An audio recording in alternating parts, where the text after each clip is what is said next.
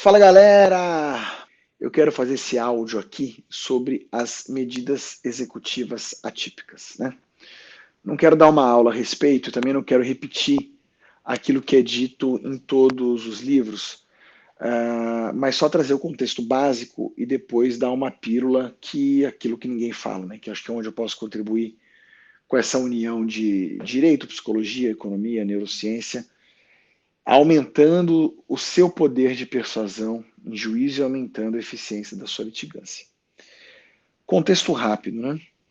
As medidas executivas atípicas são aquelas que passaram a ser possíveis genericamente no CPC de 2015 por conta lá do artigo 139, inciso 4, é isso, né? Que permite que o juiz as fixe, inclusive na execução de obrigação de pagar. Sentença que condena a obrigação de pagar. Tá certo?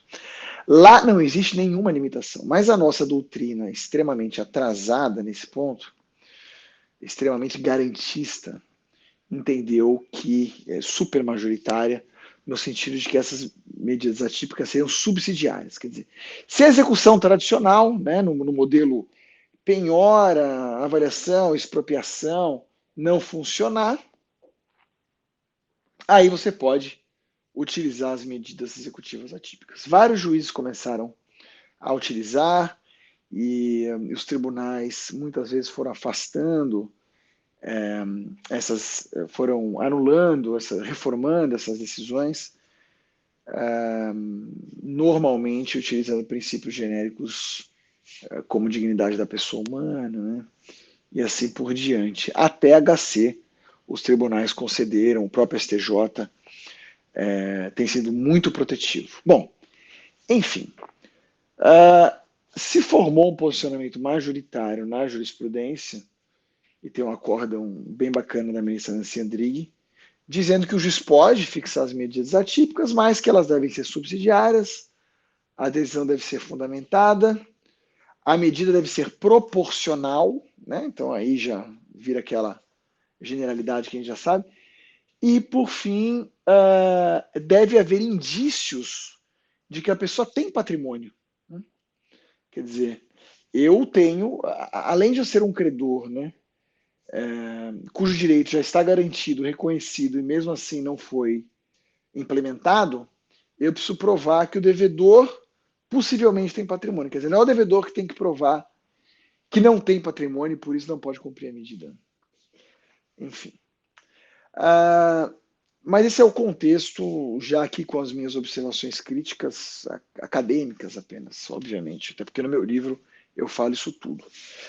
Mas o que eu queria trazer aqui de contribuição, que foi a provocação que me fizeram no Instagram, foi assim, que medidas são as mais eficientes, né? E a resposta é muito simples. E aí vem o Behavioral Economics, né? Economia comportamental para ajudar a gente. As medidas mais eficientes não são necessariamente aquelas que causam um maior estrago na vida do devedor, mas são aquelas que apontam para um estrago que vai ser causado muito rapidamente. Quer dizer, não é tanto o montante da ameaça, o tamanho da ameaça, mas é a sua execuibilidade e a sua rápida aplicabilidade. É isso que gera aquilo que, em economia, em teoria dos jogos especificamente, a gente chama de credible threat, que é a ameaça crível, e que ela possa se realizar o mais rápido possível. E aí, por uma coisa que a psicologia nos ensina, a psicologia comportamental, que é a economia comportamental, que é o chamado desconto hiperbólico, né? Quer dizer, o ser humano ele entende e valoriza muito mais as ameaças de curto prazo do que as de médio prazo ou de longo prazo, mesmo que elas sejam maiores, né? Por incrível que pareça, uma norma que estabeleça uma pena mais baixa, mas que vai ser aplicada rapidamente, tem muito mais eficiência em impedir uma conduta lesiva do que uma norma que fixe uma pena maior, mas só vai ser aplicada ali a X tempo. Até foi por isso que foi tão deletério para o direito penal, deletério, né, decisão, enfim, a pacificação da jurisprudência do Supremo, no sentido de não ser possível, alteração, na verdade, né, de não ser possível a execução provisória antes do trânsito em julgado da sentença penal, por exemplo. Quando você traz isso para o contexto do 1394, você pode sempre pensar em pedir para o juiz a imposição de medidas atípicas que o executado vai sentir na hora. Então, exemplo, se o executado é uma pessoa jurídica que vive de participar de licitação pública. Se você proibir, se o juiz proibir essa PJ de participar de uma licitação até que ela pague aquela dívida, ela vai pagar no dia seguinte. Né? Ela vai pagar rapidamente. É por isso que a prisão por dívida de alimentos é tão efetiva. Né? O cara vai preso no dia seguinte. Então ele arruma o dinheiro. Né? Até é uma pena essa questão do patrimônio exequível, de certa maneira, porque o sujeito arruma, né, faz um empréstimo, ele arruma um dinheiro, ele faz um empréstimo lícito que ele possa pagar para pagar uma dívida que ele já tem.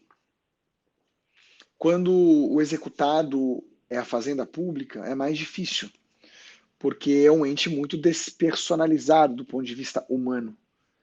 Mas sempre você pode identificar o funcionário público que deve cumprir a ordem, por exemplo, no mandado de segurança. Ou mesmo que não seja um mandado de segurança. E aí, fixar as trentes para o Estado pagar, basicamente é impor uma pena para toda a sociedade que não vai doer no bolso de quem tem que cumprir a decisão, às vezes por desídia acaba não cumprindo. Mas quando você impõe multa pessoal como medida típica, isso funciona, que é uma beleza. Ah, mas a jurisprudência entende que não é possível, nem sempre é possível. Olha, é tão efetivo que normalmente a ordem é cumprida antes de qualquer interposição de recurso. Né? Bom, e se for uma pessoa física? Varia. As medidas mais comuns, a apreensão de CNH, a apreensão de passaporte, podem funcionar ou não. Depende do contexto. Então você precisa identificar como vive aquela pessoa e verificar qual é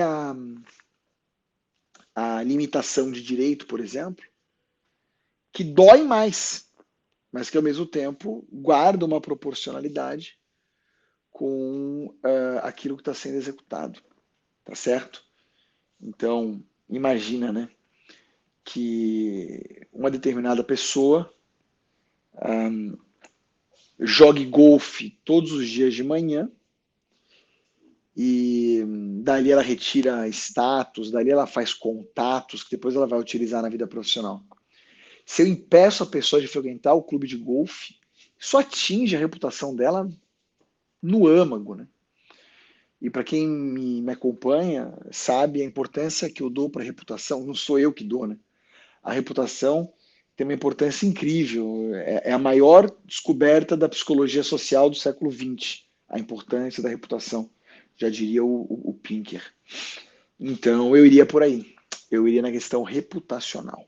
Tá certo, meus caros? E isso depende do contexto, né? De quem está sendo executado.